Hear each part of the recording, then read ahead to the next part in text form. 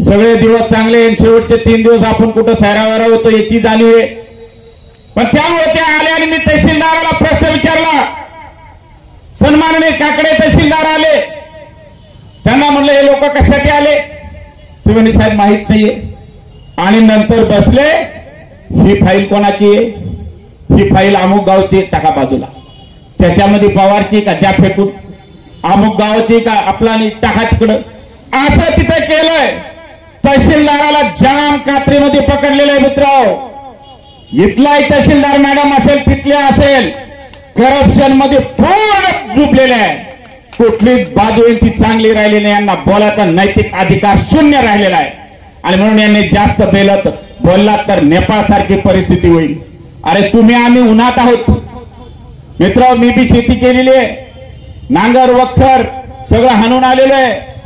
शेल्यावर पाय दिल्याच्या नंतर वखर कसा घुसतो त्याची जाणीव मला आहे। सगळे काम मी करून आलेलो आहे।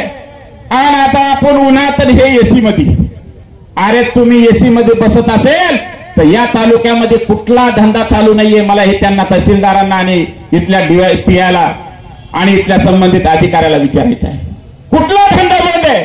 हा धंदा इथं चालू नाहीये।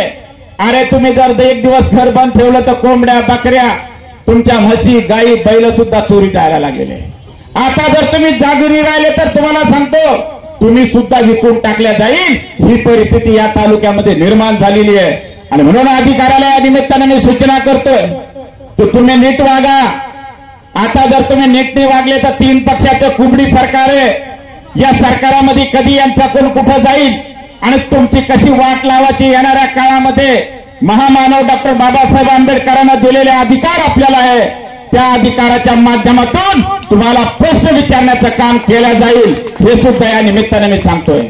मी फोनवर सांगतो, बोलतो, करतोय, ते म्हणते नाही, माझा फोन गेला तिकडून फोन येतो, ते म्हणते नाही, होत नाही।